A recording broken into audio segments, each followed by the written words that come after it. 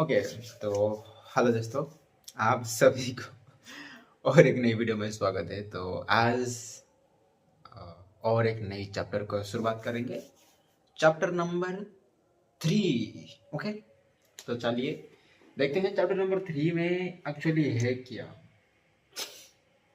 Okay, 2 के बारे में आपके साथ में बात नहीं किया हूँ, तो 2 में क्या है थोड़ी सी आपको साथ शेयर करा जाए कि मुझे याद नहीं आ रहा ना, थोड़ी सी अगर मैं देख लूँगा तो I will be crack it. Okay, हाँ, नॉलेज ट्रैकर। इसमें है कि स्टफ यू नो। ओके, जो सेकंड चैप्टर है, चैप्टर नंबर सेकंड में आप क्या बात कर रहा है, बात ये किया जा रहा है कि जब आप किसी डिसीजन को लेते हो ना, ओके, कि किसी डिसीजन को लेते हो तो उस वक्त आप उसके बारे में क्या क्या जानते हो, एंड उसके बाद आप वो डिसीजन लेने के बाद जो आउटकम आने के बाद आप क्या क्या आपको पता चला एंड क्या क्या आप जानते हो उसके बारे में। ओके, उसके ऊपर वो चैप्टर था। तो आज चैप्टर है डिसीजन मल्टीवर्स। भाई नाम से ही आपको थोड़ी सी अलग एक्साइटिंग लग रही होगी, तो एक्साइटिंग ही होगी। ओके, तो चलिए बिना देर करे मैं शुरुआत करना चाहूँगा। आई थिंक भाई कितने पेजेस है यार, 61 से 61 से कितना है यार भाई, 20 पेजेस हैं। हाँ, आई विल कंप्लीट, मैं आधे घंटे में कंप्लीट कर दूंगा, इतना तो बिलीव है यार। हाँ, तो आते हैं अभी decision multiverse, a hair-brained idea. You hate salon. Sorry. Okay, you hate salons. Cut your own hair to avoid them. This gives you the idea to develop an app called Kingdom Comb that matches people who don't want to go to a salon to get their hair done with hairstylist willing to come to the customer. You want you want to stake a claim on your face of the growing gig economy, and you are confident that the idea is a winner. You quit your job and plow your savings into the venture. You also raise friends and family around of startup capital. The heavens, it turns out, are not opening up for Kingdom Come. Your startup fails as the app never achieves critical mass. You run through your money and the money of your friends and family. You get even further into debt during the 6 months it takes to find another job, and you feel guilty about the money you lost for those who invested, negatively affecting your relationships with them. You go back to cutting your own hair. Going forward, you increasingly doubt your judgment on career and financial decisions. You take a job as a developer with a small company, but go out of your way to keep quiet whenever business discussions involve new ventures or innovations. Write down at least 3 other possible outcomes for Kingdom Come. भाई मेरी possibility एक निकल के आती है कि जो वो किंगडम एक आप वो शुरू करा, बिजनेस स्टार्टअप किया, तो उसकी अच्छी भी हो सकती थी, पॉसिबिलिटी हो सकती थी कि वो अच्छी एंड हो सकता था, एंड पॉसिबिलिटी हो सकती है कि भाई वो चल जाए स्टार्टअप, उसके बाद जॉब कोई ढूंढने जरूरत नहीं पड़े होगी। और एक पॉसिबिलिटी ये हो सकता है कि वो स्टार्टअप नहीं चला, न चलने के बाद वो उसे जॉब ना मिली हो, वो भी पॉसिबिलिटी हो सकते हैं ना। ओके, ऐसे ही पॉसिबिलिटीज आपको लिखना है, ठीक है। We will come back to this in a moment. Next, the paradox of experience. Okay, basically में पैराडॉक्स का मतलब होता है कि भाई एक सर्कल है, एक सर्कल में आप एक पॉइंट से आप शुरुआत कर रहे हो एंड आप ऐसे चल रहे हो, वो लूप कभी खत्म ही नहीं होगी। अगर तुम उस लूप से एक पॉइंट से अगर तुम ब्रेक नहीं होते, वो ऐसे ही गोल गोल घूमता रहेगा, ठीक है। दैट इज पैराडॉक्स, ये सिंपल मीनिंग है। ओके, तो experience is necessary for learning, but we process that experience is biased away. This means that the very feedback you need to become a better decision maker can interfere with your ability to learn good lessons from experience. This creates a paradox. A lot of experience can be an excellent teacher, a single experience not so much. Looking across a large enough set of decisions and outcomes, we can start to tease out the lessons experiences might offer us looking at just one outcome. We get resulting and hindsight bias. Therein lies the problem. We process outcomes sequentially, treating each outcome as if it stands alone. We don't sit back and wait to update our beliefs until we have enough data to overcome the uncertain relationships between outcomes and decisions. Any single outcome does not generally tell us too much about whether a decision was good or bad, but we act like it does. We act like one flip of a coin is enough. That's the paradox. Now, if we see the paradox of experience in one sentence, that sounds like experience is necessary for learning, but individual experiences often interfere with learning. Hmm, that's amazing. And that individual outcomes play an outside role provides a clue as to how to resolve the paradox.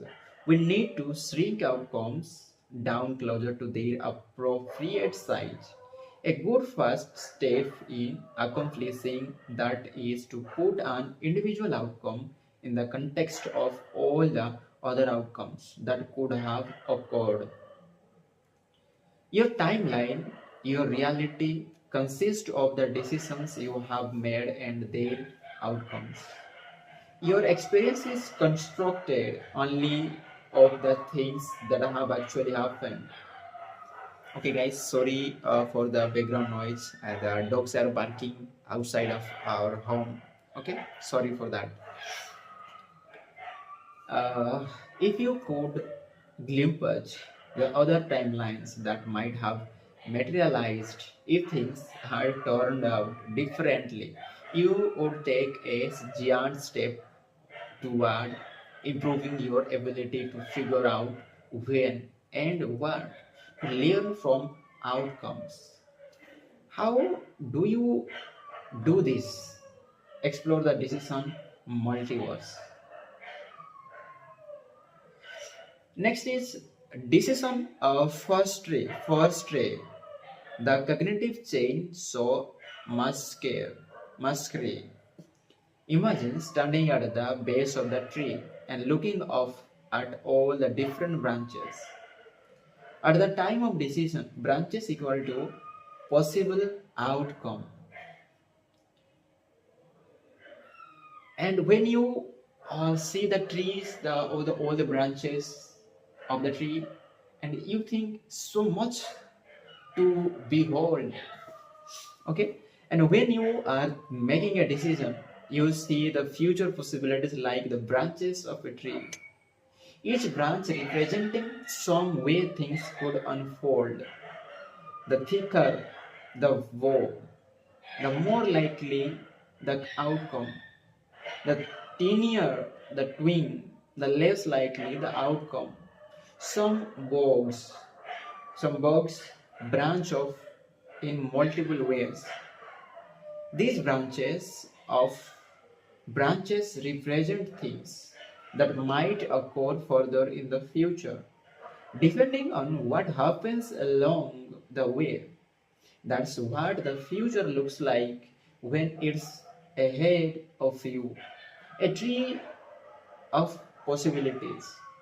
A child imagines becoming a firefighter or a doctor or a professional tennis player or an astronaut or a movie star.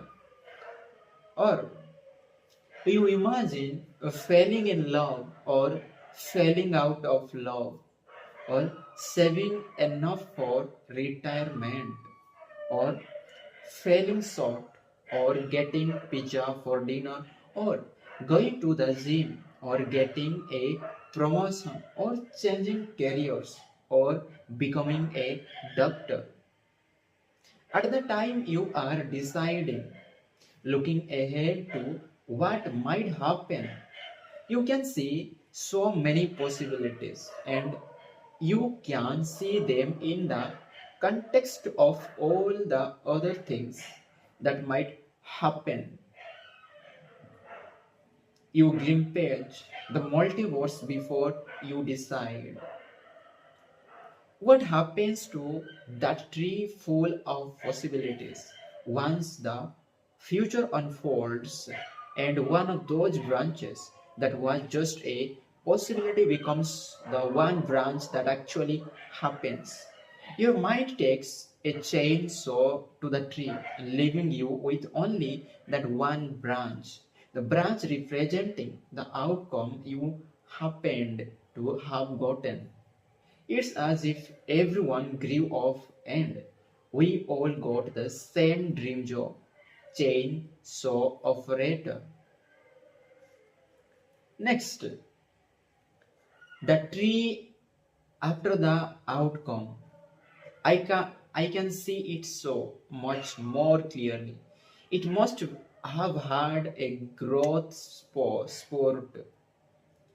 Okay, after you know how things turned out, you heck of you heck of all those branches, representing possible futures that did not occur, leaving only one branch. Cognitively, you leave all the other branches forgotten on the ground. There are many possible futures, but only one past.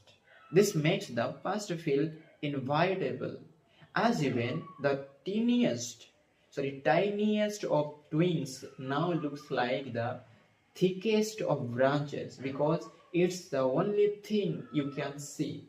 The multiverse disappears from view. The earth had to be round.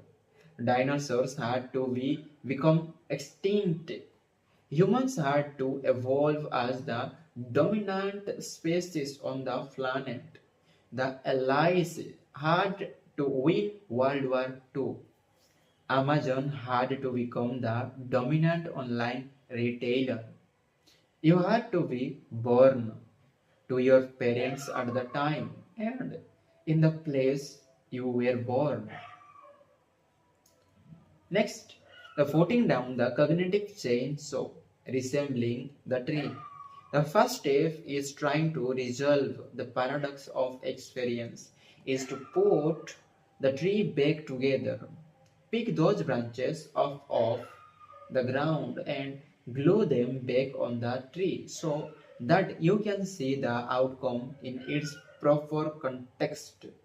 In doing this, an improbable outcome will start to look more like to the twin that it was than the thick bough it became. You can get those branches back on the tree by taking the time to sketch out the reasonable set of outcomes.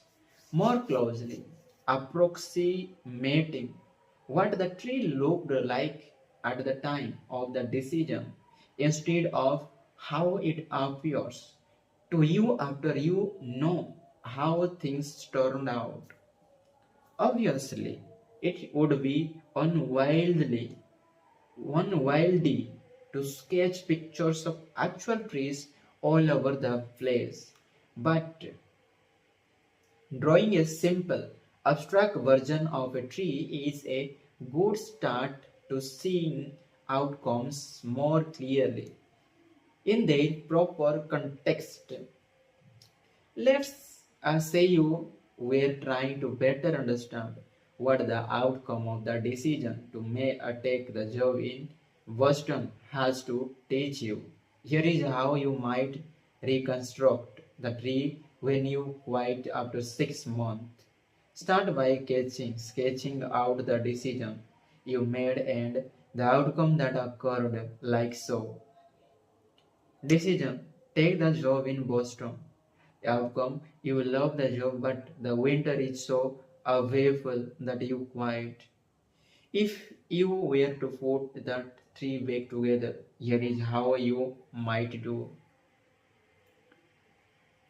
How that tree looks after we put the other potential outcomes back on. Decision: take the job in Boston. The potential outcomes are: you love the job and the city. You are fanatic. Second, you don't like the weather, but the job is good, so you decide to stick it out.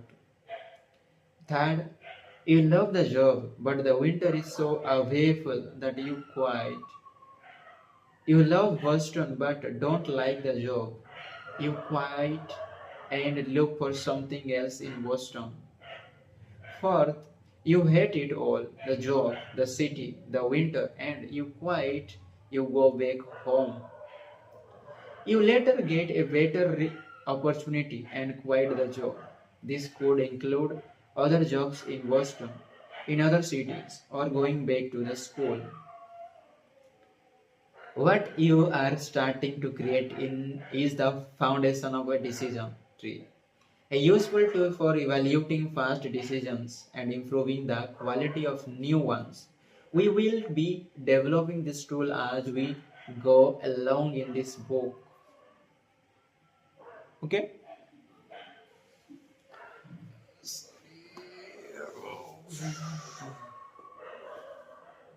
Okay, horse outcomes better than the one you got. Some are worse.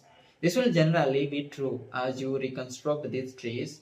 The outcome that happened to occur will rarely sit at either extreme, best or worst. Left to your own devices, it might feel like taking the job in Boston was a bad decision. And it might feel like you should have known that you could not take the weather. But what this tree shows you is that it was not inevitable that you had hate the winter, or that you would love the job, or that you would leave Boston, or that you would stay. Let's back to Kingdom Comb. Remember, you develop Kingdom Comb to match people who don't want to go to a salon to get their hair done with hairstylist willing to come to them. Your startup fails